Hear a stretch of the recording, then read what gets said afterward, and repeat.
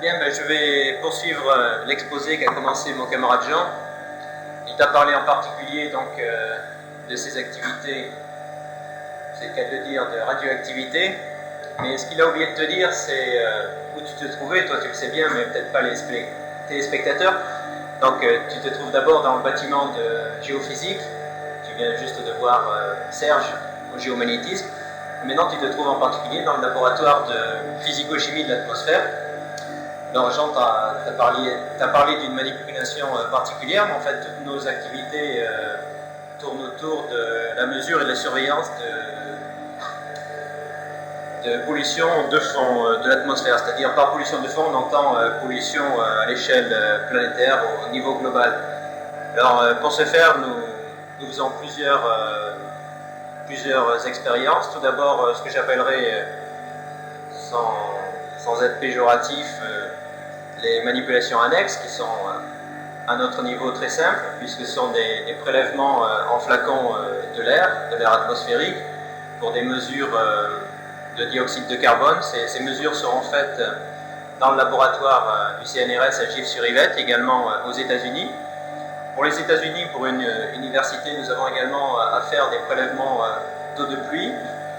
Alors, la manipulation est en fait extrêmement simple. Il suffit tout d'abord d'avoir le feu vert de la météo pour savoir lorsqu'il va pleuvoir. Alors ça dépend un petit peu des talents de nos météos et de leur humeur dans la journée. Des fois ça marche, des fois ça marche moins bien. Alors une fois qu'on a le feu vert des météos, nous montons pas très loin d'ici au cratère Antonelli, où nous avons le poste de prélèvement pour déposer un poste et c'est là justement la difficulté, ne doit pas séjourner à l'extérieur plus de 24 heures. Et une fois que nous avons, si tout va bien, fait un prélèvement d'eau de pluie, notre travail ici au laboratoire se résume à faire une mesure de l'acidité pour déterminer en particulier l'évolution de l'acidité des pluies en fonction des vents et d'autres paramètres. Donc une fois que nous avons fait cette mesure, les échantillons sont stockés si possible au réfrigérateur et sont ensuite expédiés au laboratoire aux États-Unis pour une analyse détaillée de différents minéraux et autres composés d'origine industrielle pour une mesure beaucoup plus fine. Donc ça, ce sont les manipulations dites annexes. Jean t'a parlé des mesures de radioactivité. Ce sont des mesures qui sont poursuivies dans tous les districts d'État, à Crozet, à Kerguelen, également de façon réduite en Terra Delhi. Alors, la radioactivité, dans notre cas, sert de complément à la manipulation de CO2. Le gaz radioactif radon, qui est un gaz naturel, est un excellent traceur des masses d'air et permet donc d'identifier la provenance de telle ou telle masse d'air en fonction de sa concentration et par regroupement avec les données fournies par Crozet et Kerguelen. Mais ce travail est fait à Gif-sur-Yvette. Notre travail n'est pas un travail de dépouillement dans ce cas-là. Alors en particulier, je m'occupe de la station de mesure du dioxyde de carbone qui se trouve à peu près une demi-heure de marche d'ici, à l'ouest, à la pointe Bénédicte. Je pense que d'ici quelques jours, tu auras l'occasion d'aller filmer la station et je t'expliquerai plus en détail le travail de routine, car cette station est automatique, elle est pilotée par ordinateur, mais tout automatique qu'elle est, il y a quand même une maintenance et un certain travail de routine à faire quotidiennement, et donc j'y vais le matin. Alors pourquoi cette station CO2 ? La station d'Amsterdam, si tu peux faire un gros plan sur cette carte, la station d'Amsterdam fait partie d'une des 6 stations de mesure dans l'hémisphère austral. Et c'est un réseau mondial de surveillance de la pollution de l'atmosphère qui est dirigé par l'Organisation mondiale de la météorologie. Et donc pourquoi s'est-on intéressé justement à l'évolution de la teneur du dioxyde de carbone ? Le CO2 est en effet le constituant majeur et le polluant majeur de l'atmosphère dû aux différentes activités industrielles et aux activités humaines en général. Donc on s'est intéressé à la surveillance et à l'étude de l'augmentation justement de cette concentration depuis quelques années, car Aussi faible qu'elle soit, cette augmentation est très sensible d'une année à l'autre. Et ce qu'on peut dire à l'heure actuelle, c'est que cette augmentation est certaine. Alors, il y a eu différents modèles imaginés sur les conséquences que serait l'augmentation de ce CO2. Il y a eu des modèles assez alarmants, comme quoi la teneur de CO2 doublerait à peu près jusqu'à l'an 2000, ce qui est très proche. Doubler, en fait, la concentration est très faible. Au niveau humain, ça n'aurait des conséquences assez faibles. On a des concentrations nettement plus élevées en zone urbaine, donc là, sur le plan physiologique, ça n'aurait pas de conséquences terribles. Par contre, ce qui est plus grave, ça serait les conséquences au niveau du globe et de la climatologie du globe. On a prévu, ce modèle prévoyait justement une augmentation jusqu'à l'an 2000, le doublement de la concentration, ce qui se traduisait par une augmentation de 2 degrés de la température du globe. 2 degrés, qu'est-ce que c'est? Tant mieux, ça va faire plus chaud. Oui, d'accord, c'est bien pour les touristes, mais c'est 2 degrés à l'échelle globale en moyenne. Et comme la répartition n'est pas homogène, ça se traduirait par un réchauffement de 6 ou 7 degrés au pôle. 6 ou 7 degrés, c'est considérable, ça veut dire une fonte des glaces, de la calotte glaciaire, et à partir de ce modèle, on tombe en pleine science-fiction, on peut prévoir des cataclysmes, enfin l'apocalypse, augmentation du niveau de la mer, raz-de-marée, modification d'orbite, enfin l'apocalypse, la fin du monde. Alors on en est quand même revenu de ce modèle fort pessimiste. C'est pas une raison pour continuer notre course effrénée à la pollution, bien au contraire, mais on s'est aperçu heureusement que la nature, comme toujours, fait bien les choses et il y a quand même un effet, je dirais, rétroactif. La nature compense cet apport artificiel de CO2. Alors justement, nous sommes intéressés à une mesure très fine et à long terme des variations de cette évolution de la concentration.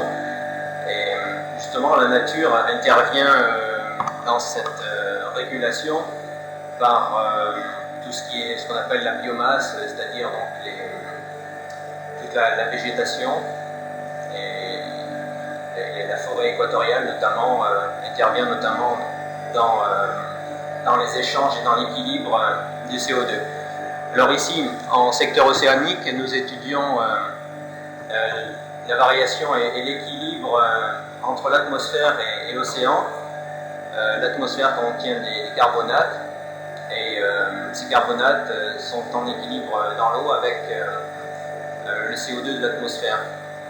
Alors c'est donc dans le but de voir, de déterminer quelles seraient ce qu'on appelle les puits ou les sources de CO2, quelles seraient les zones sur le globe qui absorberaient du CO2 ou en dégageraient justement pour voir dans quelle mesure cette teneur peut augmenter et essayer d'en évaluer les conséquences.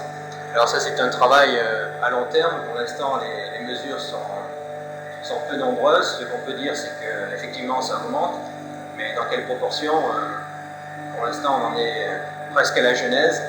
À Amsterdam, la station est en fonction depuis seulement 2 ans, donc c'est peu. Ce sont les Américains qui ont commencé en premier à Hawaï dans les années 50, donc ils ont déjà beaucoup plus de données à ce sujet. Alors l'intérêt d'Amsterdam justement, c'est d'être en pleine paumée, d'être au fin fond de la planète. Ce genre de mesure, bien sûr, n'a aucun intérêt sur le périphérique à Paris à 18h. Ça ne présente pas d'intérêt du fait de la pollution évidente. Alors il fallait trouver un bled totalement isolé, loin de toute source de pollution industrielle, et en plus s'affranchir d'un certain effet local naturel, c'est-à-dire d'un effet de la végétation. Donc il fallait une île petite, isolée et sans végétation. Suivez mon regard, la chose. Alors c'est pour ça que nous sommes ici à faire ce genre de mesures.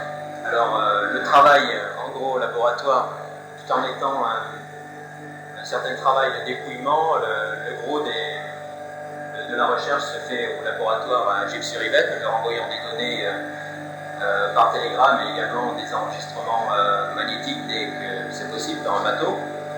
Alors le travail, c'est un travail extrêmement routinier, tout d'abord de maintenance à la station de Pointe-Bénédicte, que je t'expliquerai lorsqu'on ira. Et le travail ici, c'est un travail de dépouillement et de préparation de l'envoi des données.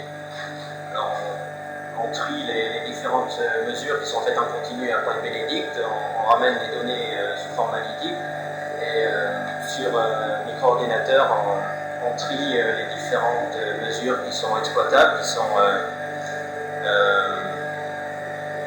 qui donnent une bonne idée de la pollution globale, c'est-à-dire des masses d'air d'origine lointaine. Et on s'affranchit de l'effet local en supprimant certaines mesures dans les conditions de vent, et on travaille également d'essayer de déterminer certaines anomalies sur la concentration, voir si c'est un effet de la végétation, parce que bien qu'elle soit extrêmement réduite, l'effet est mesurable. Et également, ça arrive assez rarement une pollution de la base, puisque l'emplacement de la station a été fait justement à ce que la pollution éventuelle de la base soit minimale. Donc la station a été mise à l'ouest, puisque les vents dominants sont de secteur ouest. Voilà pour la philosophie de... Enfin, pour rassurer tout le monde, tu ne nous annonces pas un cataclysme dans les années à venir. Pour l'instant, l'apocalypse n'est pas encore pour demain, mais ça continue à grimper. Enfin, c'est pas, nous sommes vraiment le premier maillon de la chaîne. C'est pas nous qui allons dire à nos grands politiciens stop, arrêtez la production, arrêtez l'industrie, on va à la catastrophe, il faut évacuer la planète. Ça, c'est pas à nous de le dire. Enfin, ce qu'on peut dire, c'est ça augmente, c'est certain. Allez, Michel, voilà. je vais te laisser continuer. Je te remercie. Rendez-vous à Pointe-Bénédicte pour la suite des opérations. Exactement, nous partirons de ce matin et puis tu m'expliqueras tout ça de vive voix. C'est ça. Alors, ok, Michel, je te remercie.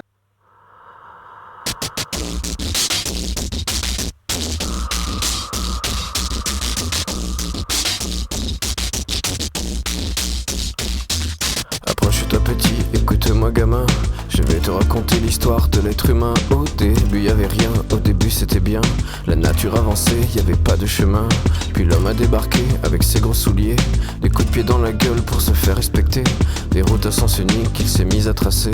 Les flèches dans la plaine se sont multipliées, et tous les éléments se sont vus maîtrisés. En 2 temps 3 mouvements l'histoire était pliée. C'est pas demain la veille qu'on fera marche arrière. On a même commencé à polluer les déserts. Il faut que tu respires, et ça c'est rien de le dire. Tu vas pas mourir de rire, et c'est pas rien de le dire. D'ici quelques années on aura bouffé la feuille, et tes petits enfants ils n'auront plus qu'un œil. En plein milieu du front ils te demanderont pourquoi toi t'en as 2, tu passeras pour un con. Ils te diront comment t'as pu laisser faire ça. T'auras beau te défendre, leur expliquer tout bas. C'est pas ma faute à moi, c'est la faute aux anciens. Mais y aura plus personne pour te laver les mains. Tu leur raconteras l'époque où tu pouvais manger des fruits dans l'herbe, allongés dans les prés. Y avait des animaux partout dans la forêt. Au début du printemps, les oiseaux revenaient. Il faut que tu respires, et ça c'est rien de le dire. Tu vas pas mourir de rire, et c'est pas rien de le dire. Il faut que tu respires, c'est demain que tout empire. Tu vas pas mourir de rire, et c'est pas rien de le dire. Le pire dans cette histoire, c'est qu'on est des esclaves, quelque part assassins ici, bien incapables de regarder les arbres sans se sentir coupables, à moitié défroqués, 100% misérables. Alors voilà petit l'histoire de l'être humain. C'est pas joli joli et je connais pas la fin. T'es pas né dans un chou mais plutôt dans un trou.